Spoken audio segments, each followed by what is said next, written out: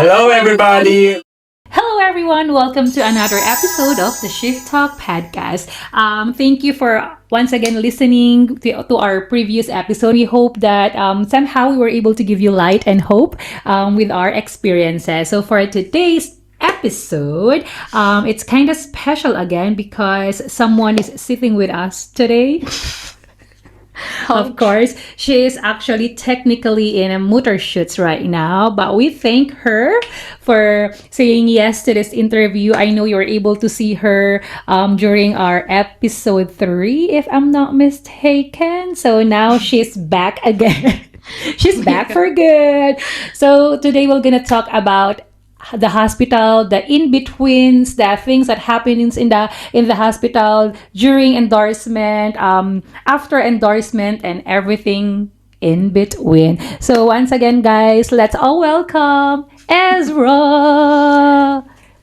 Yeah. Hello. Hi, guys. Thank you for saying yes again to this interview.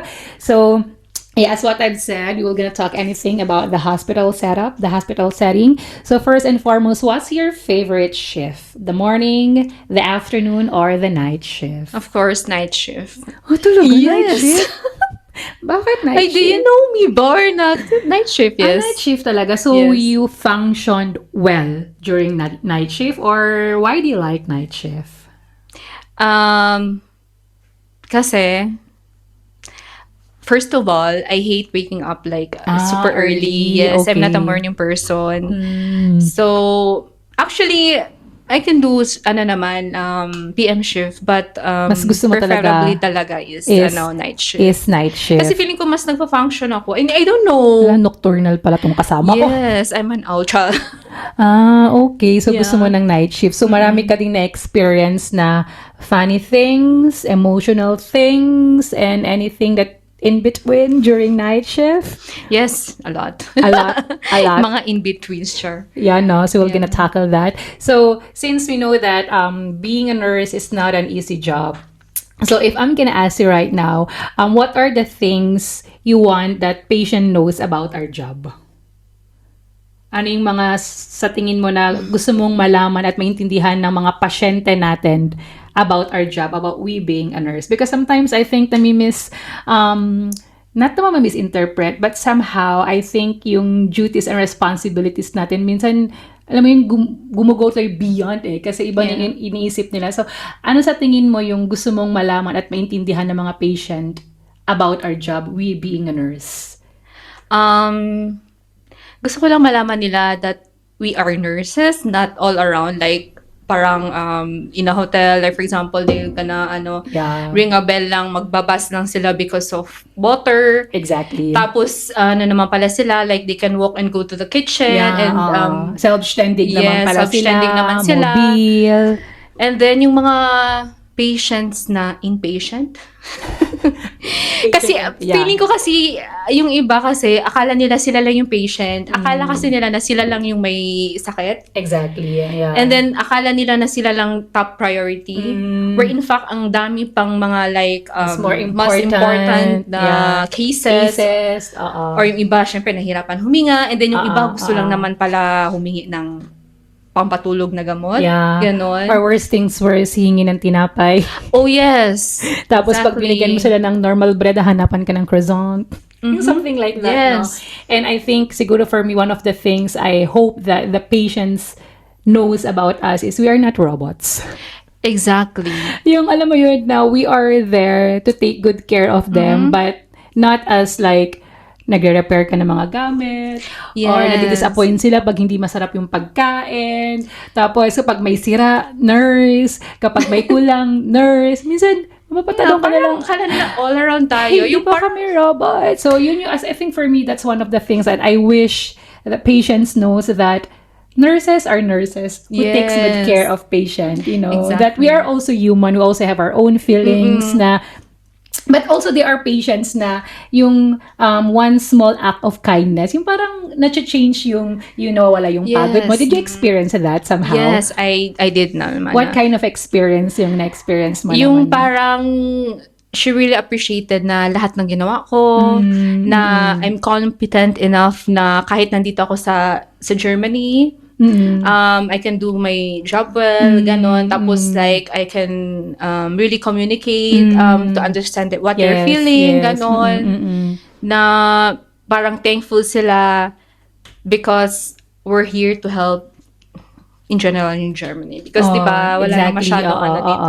Yung parang simple act of kindness, it makes a different already. Yes. Na kahit gaano ka kapagod, Yung appreciation. kahit gaano ka stressful yung, or kahit gaano ka chaotic yung deans mo. Pero pag once may isang patient lang na nag-appreciate sa'yo or like saying, thank you for doing this, you're doing a good job, parang nakakawala ng pagod, no? Na I think for us nurses, isa lang naman yun sa mga gusto nating marinig from our patients na they appreciate the things that we do for them. Like saying, thank you, or have a nice day, you're doing a good job. Sobrang nakaka-is talaga siya ng pagod. Parang you're motivated to do the things that you want to do because someone appreciates you as a nurse. So Exactly. Tsaka worth it lahat ng mga like pagod mo. exactly, no? Kahit nakakapagod siya, basta kahit isang patient lang yan na naka-appreciate sa'yo, it really makes a different, no? Yes, at saka yung the fact na kakamustahin ka ng pasyente. Exactly. Or maayos ba yung tulog mo, gano'n. Yeah. Or kumain ka Kasi na ba? hindi naman lahat ganun, di ba? Parang yung iba,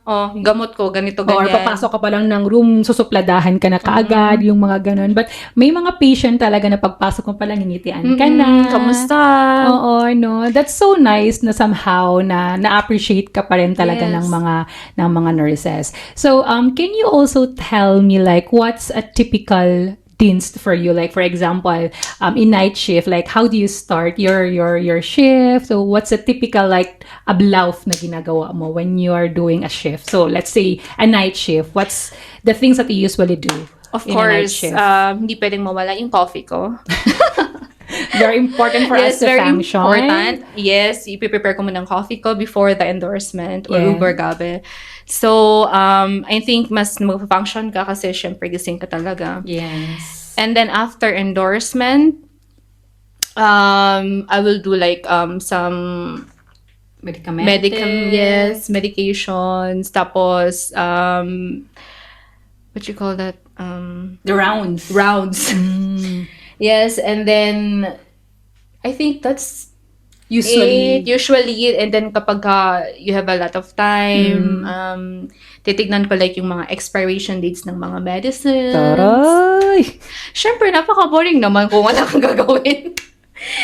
Yes, kasi aminin naman natin, may mga times talaga na parang hello, like 4 to 5 hours wala kang gagawin kasi lahat ng mga pasyente tulog, syempre night shift, di ba?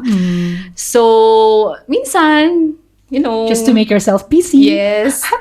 Well, syempre, minsan bawal yun, pero But like watching movie. usually pag night shift ka, dalawa kayo naka-duty, diba? Yes. So, sa station natin, Last yes. station natin, dalawa kayo naka-duty. And then, naka-duty ka na din ng different kinds, like from Filipino, Germans, Yeah. from different Auslander, naka-duty ka. Ano yung pinaka na-challenge ka na maka-duty? Uy, it's up to you if you're gonna answer it. Uy, bakit? or yung I don't wanna drop the yung nationality niya.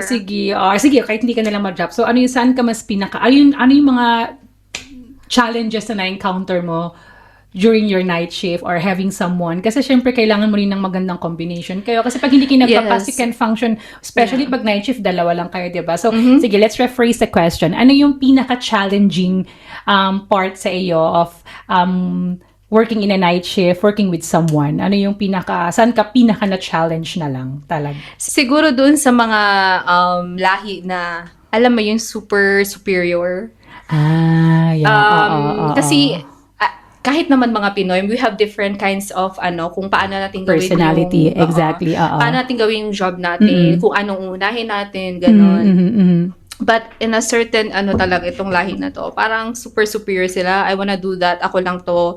Tapos yung Parang they know everything yes, already. ayaw nila makipag-communicate. Though I mean literally na nagsasalita, conversations like that. Pero parang ayaw nila makinig sa'yo if you have some suggestions. Which is ganun. mahirap kasi especially if night shift, dalawa lang kayo eh. So Yeah, you really need exactly. to communicate with your partner.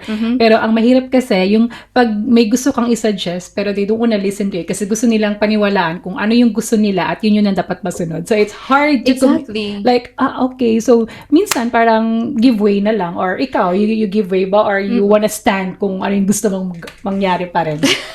Well, knowing Ezra, I do really like her with that. That's one of the things that I want to learn. No. Kasi ako, I don't know, siguro personality ko lang Yeah, talaga. oo. If I know na mas makakatulong, mas Yeah, mapapabilis yung work namin. So, I will stand to it kung Which ano is yung... nice, diba? That's one of the things I like about you, like how you stand, like hindi, dapat dito tayo, ganon. Well, that's... Kasi I don't wanna feel kasi na parang porket ganito siya, yung Yeah, superiority niya, oo. yun na lang laging ganun. Exactly, Kailangan someone will break him or her. Or have you ever experienced ba na you also corrected someone na hindi na tama yung like how Yeah. they wow, amazing. Uy! Amazing. Hindi ba kasi, you know that talaga. person naman kasi, super kasi siya. Yung parang, hindi, ganito kasi yung alam ko eh, bakit ko babaguhin? Alam mo yung may ganun kasi siyang attitude, na parang, no, pareho tayong Auslander, so kailangan natin sundin yung protocol dito sa Germany. Alam mo yun? Exactly. So, I'm not saying na hindi siya competent or something like that, pero iba lang kasi yung paniniwala na. Yeah. When it comes to that kind of job. Wow, amazing. Tapang talaga tong... Hindi naman, pero syempre sa lugar naman ako nakikipag hindi yung tipong gusto ko lang, alam mo yun. Yeah, which is right naman that sometimes you really need to speak up talaga eh. Kasi sa work natin, communication is very important. Yes, though alam mo yung problem minsan, we can speak the language naman na. Syempre, nakapasa naman tayo lahat ng But the thing is, iniisip pa rin kasi nila minsan na parang, no, it's not just the language. Parang baka wala ka talagang alam. Oo, which is sometimes nakakainis na Oo, as talaga. in, No? hindi Parang, sometimes, lagi. Char. parang sabi na, natapos pa kami ng bachelor 4 years Yeah. with ganito. But I think siguro, parang minsan gine-generalize nila, especially if hindi ka makapag-communicate ng maayos, they are jumping to the conclusion na, ito hindi ito magaling. Parang something like that you really need to work hard for it. Kaya nga, sometimes ay talaga, you really need to speak up, which is very important na rin naman na you need to speak up talaga. Especially if you think that nasa tamang position ka, right? So, in regards to that, how do you survive a difficult shift? For sure, ang dami na nating difficult shift na na-experience sa hospital, but how do you survive it? Like, at the end of the day, masasabi mong proud ka somehow because you were able to overcome that kind of shift na akala mo hindi mo siya ma-overcome. Kasi ito lang iniisip ko kasi, every day is a different day naman kasi. Yeah, Meron that's talagang so araw true. na toxic. Exactly. Ang ayaw ko lang talaga ma-toxic ako ng dahil sa kasama ko sa work. Yeah, that's so true, no? Well, kasi yung patient, yung situation, all of the emergencies kanyan, given na yan eh. Exactly. Normal na yan sa shift natin. Pero to overcome it, siguro kasi love ko din yung ginagawa passion. mo. Yung passion ko din siya. Yeah, Love ko siya and at the same time, I'm trying to be patient talaga. Patient, diba? Patient sa patients? Yeah, Or patient patience- sa kuligan? Both. Parang both. Ganon. Kasi kapag hindi mo love yung yung job mo, you're not passionate enough to handle those kinds of situation. Wala. Baka upo ka na lang sa tabi, iyak ka na lang. Correct. Yeah, speaking of iyak, umiyak ka na ba sa work? Umiyak ka na ba because of work or umiyak ka na ba because of the situation or umiyak ka na ba because of a certain person sa work? Or Funny thing, kasi I know I'm a strong person kasi, pero I'm also emotional. parang bakit iyak ka na? Bakit iyak ka na? Kasi, tissue please. Talaga? So naiyak ka na talaga sa work? Di ko alam. Naiyak na ako, pero it's not about the patient or the colleague. Lang The yun. situation itself? Yeah. Talaga? Pero not yung iyak na hagulgul talaga. Yung Iyak parang because of frustration or can you walk through that situation? If it's okay for you to share it with us. Siguro kasi, I think, sa yun sa Na-frustrate ka ba? parang may narinig lang akong something, ganyan. Oo. Tapos okay. parang, what? I did my best, Oh, ganyan. and yet, your best And wasn't good yet, enough. yeah. For that person lang naman. Yeah. Okay. So, umiyak ka na rin pala sa trabaho. Pero not iyak ha, yung parang na-teary-eye lang ako na ano. Minsan kasi kapag you feel so much frustrated, minsan kailangan mo rin talaga siyang ilabas, no? Kasi sasabog kay, yung minsan kinikim-kim mo lang siya, pero pag pakiramdam mo na parang, di na to tama, kailangan ko siyang ilabas. So, minsan, healthy din naman ang umiyak. Healthy din naman na mag-vent out ka ng feelings mo, ng nararamdaman mo. Kasi, syempre sa work naman natin, it's not easy. I mean, we're dealing with life and death situation, especially pag may mga emergency pa. So, di ba? Yes, we're not perfect naman. Exactly. Syempre, as much as possible, we want to do things right. Kasi, syempre, like you said, we're dealing with life. And I can totally relate na yung kahit ginawa mo na yung best mo at the end of the day, kulang pa rin. Yeah. Yung parang, yung parang ang dami mo nang nagawa, ikaw mismo proud ka na sa self mo, and then here comes the endorsement. Parang ang dami pa rin nilang nakitang mali na parang ikaw proud ka na sa self mo pero kulang pa rin sa kanila. So I think that's one of the things na discover ko sa station natin. Hindi naman siya in a bad way, but somehow minsan nakakababa siya ng self-esteem. Yeah. Na yung parang, I was just doing my best para mag-take good care sa patient, but at the end of the day, parang, siguro wala lang sila sa mood nila that time during the endorsement. Yeah, exactly. Tsaka dito ko rin talaga na parang naintindihan or atawag dyan, na-realize na parang you don't need to take everything seriously. Exactly. Tsaka you don't need to know everything. Exactly, no? Kaya para hindi ka agad parang ma-disappoint sa self mo. Kasi no one's perfect naman talaga. Mas mabuti na yung konti lang yung mo.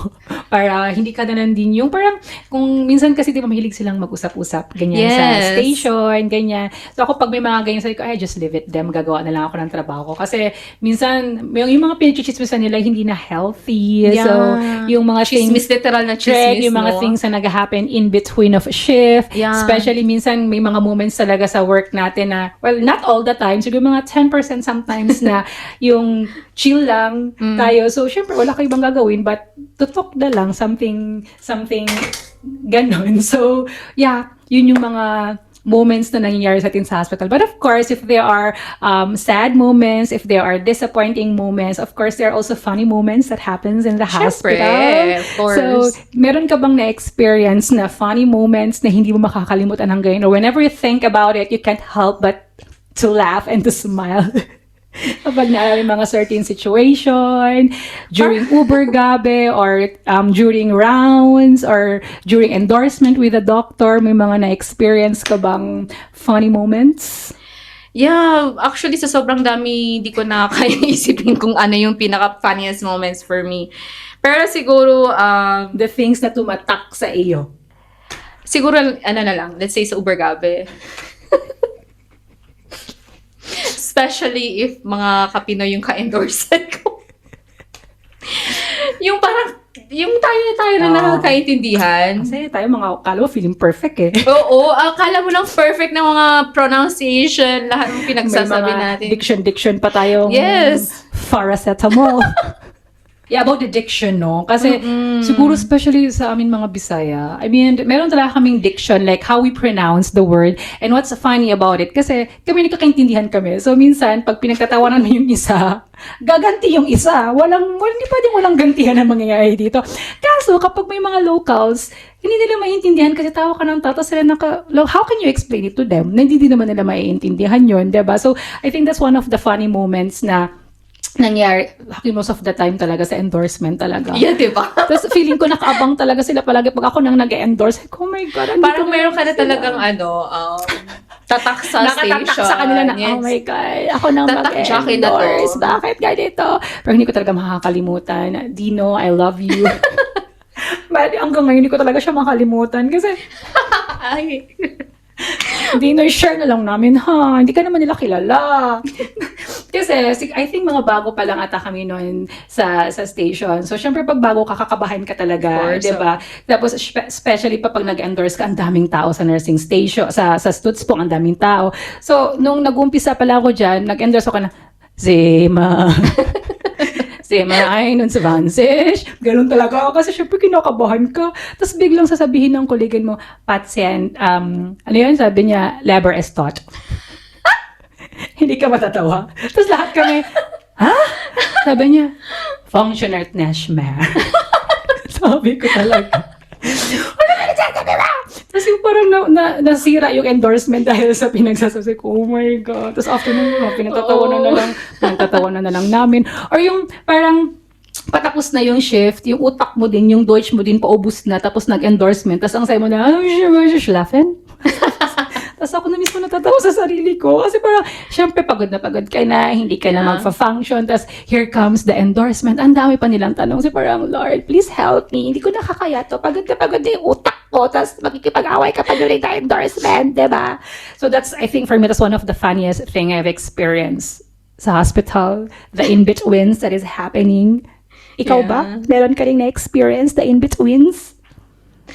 I think nasabi mo na, mga ganong bagay lang naman. Kasi, when it comes to sa patient, mga funny moments, parang feeling ko, siguro sa mga demente na pasyente natin, mga pinagagawa nila, yung parang, magkikilingan na lang, papakita sa'yo, may hawak ng... Yes. So somehow, mapapatawa ka na lang, ganon. Or yung pag may candy ka, tapos nag-rounds ka, dapat yun ang number 1. Pag nag-rounds pa kayo, dapat walang candy. Yung experience ko yun, nag-rounds ako, syempre may candy ka, kipag-usap ka sa patient, nalaglag yung candy ko sa face niya. Oh my God! Sa face talaga. Syempre, ganun ka magkipag-usap. Sabi ko, shucks, parang may nalaglag. Tapos yung patient sabi niya, was is das? Hindi niya napansin na may napan. Sabi ko, nix pasirat. Walang nangyari. Tapos gumagano na siya. Parang may regnant daw sa loob ng kwarto.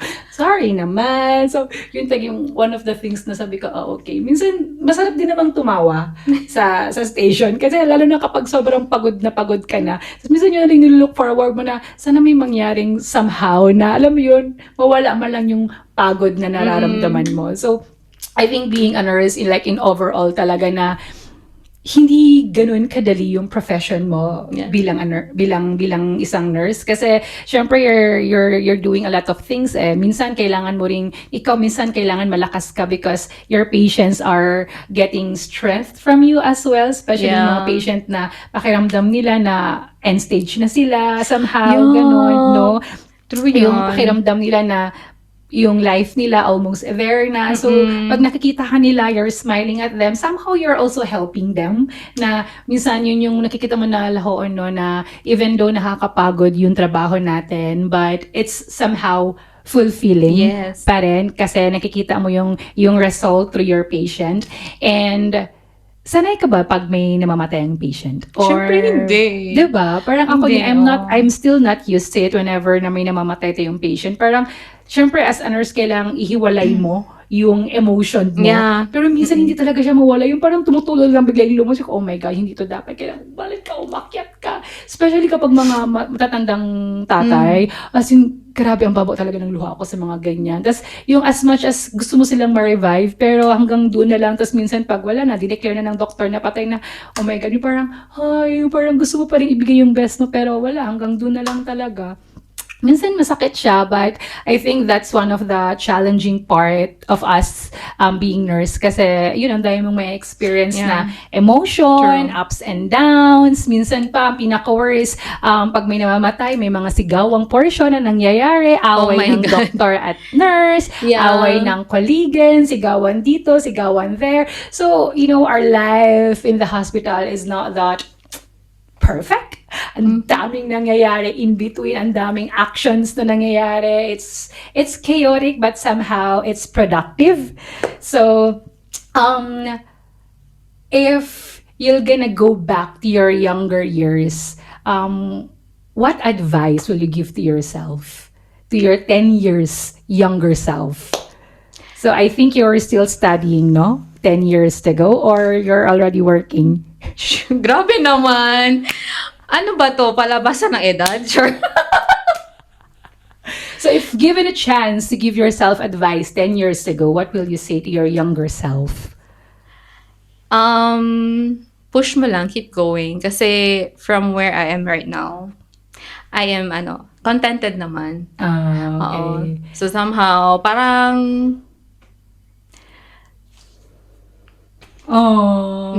What good job ka dyan. what makes you proud of like being a nurse? What makes you proud na, hey, nurse ako? Every time na nakakatanggap ako ng appreciation from patients. That's what So, makes you parang, proud? proud ako na parang, oh my God, nagawa ko yung yung work ko. Very good ako doon. Ganon. Was there a moment that reminded you why you became a nurse in the first place? Or Actually, hindi ko naman talaga siya like a dream ko from as a kid. Hindi ko siya dream. Parang it's just that yung years na parang I need to choose na what path or career na I need to take. Siguro yun lang talaga yung pumatok that year. Yung parang as a nurse, mas may greener pasture ka, Yes. mas there's a lot of opportunity, Yeah. possibilities for you, ganun. So parang somehow na-direct ako dun sa path na yun. Plus, three of my titas are nurses. nurses as well, yeah. Tapos, as I can see talaga before, na they're okay, they, financially kasi nasa abroad sila, and then some of my, mga cousins, like nurses din. So, Yeah, parang, yeah. there's, marami kang makikita. Parang Yeah. somehow na, ka din, na motivate, na inspire. Okay. Ganon. So with all the things that you've been through, can you say it right now that you are already fulfilled with your life? Oh my God. I can't. So as of now, I think so. But in the future, I don't know. Kasi syempre, parang for now, kasi, di ba, Yeah, you're very- jaundice. Yeah, I'm jaundice. So parang it's a start of new life, not only for me, for our baby kasi. So parang, I don't know. But Pero can somehow- you see yourself that after the pregnancy, after everything, that you're gonna go back and work again as a nurse? Yes naman. Yeah. But not for, like, mga hanggang edad 50, gano'n. Oh no, parang I can Nakakapagod na I yan. can see Siguro- myself na din na at the age of that. Gusto ko na nga mag-retire ng Girl, kung anak tayo ng contractor, ng princess. Correct. Yeah. Maging Disney princess na lang tayo, maging no? Disney We don't need princess to na lang work. tayo. Yeah. So, no need to work. Pero, like I said kasi, I love my job. So, Yeah. parang, kasi, di ba, hindi ko alam kung nakuha ko sa'yo, parang nami-miss ko din somehow mag-work. Yeah, kahit na, because of yeah, mhm. ganun. So looking back to who you are before and to the person who you are right now, na-imagine mo ba yung mga na-experience mo right now? Na-imagine mo ba yung life mo here right now, going back to your life in Zamboanga City? Did you imagine the life that you are living right now? Actually, hindi. No. Hindi talaga. Kasi, No. I just thought na parang, okay, ipon lang, to, yung goal ko is to have business, ganyan, and then balik na ng Pilipinas. But, Look at you now. after 7 years. You're still in So, oh my God, Germany. dito pa rin ako. And then, Yeah. actually, Germany is not my first, talaga, choice. Okay. But somehow, I, learned to love Germany. Kasi there's a lot of, naman kasi talaga, here, opportunities, may work-life balance, ganon. Exactly. So, yeah, feeling ko naman, at the end of the day, uuwi pa rin talaga kami. Doon kami magsasettle doon Sa Philippines, Yes. Okay, so to wrap up this episode, if there is one advice that you can give to those Oh my God. people who are watching, or to those nurses who are watching, who are working in the hospital, what advice can you give to them right now sa situation nila, in working in the hospital, in everything that comes and happening in between the shift in the hospital it's happening? If there's one single advice that you can give from one nurse to another nurse, like what it is? Siguro love your job. Para kasi, yun lang yun eh. Kasi, hindi naman natin talaga maiiwasan na mapagod, na Exactly. parang about to give up na sa career na tinake natin. But, if you love your job, you're gonna do it again and again. Pero, Correct. maybe, kapag pagod na, rest Learn- for a learn while. to rest for a while. And then, Correct. continue, keep going. Correct. Ganon. I can totally agree to that. Yes. So, katulad nga na pati mo sinasabi, if you love what you're doing, you will be more effective. Yeah. Kasi you're not drugging yourself, but you're doing it because you love what you're doing. So, yeah, whenever you feel like you want to give up, it's okay to rest. It's okay to Yeah. pause for a while. I mean, there's nothing wrong sa pagpapahinga. Yes. And just enjoy the journey, everything that is happening in the hospital, maximize the time with your colleagues because, as you go on with the transition of your life, definitely naman mag-change. Yung gusto mong mag-invicult, gusto mong may matutunan ka pa. So, Yes. definitely, mahahanap ka rin ng bago. So, in wherever situation that you are right now, in wherever place that you are right now, just learn to enjoy it. Just be there. So, Exactly. yun lang yun. I mean, yeah. And for sure naman na there's always, a light at the end of the tunnel. Yeah. There's a rainbow after the rain. Yeah. So yeah, that's it. That's the things that's happening with us in the hospital, the moments, the in-between. So yeah, thank you once again for listening and we hope to see you in our next episode, the Shift Talks Podcast. Bye! Bye.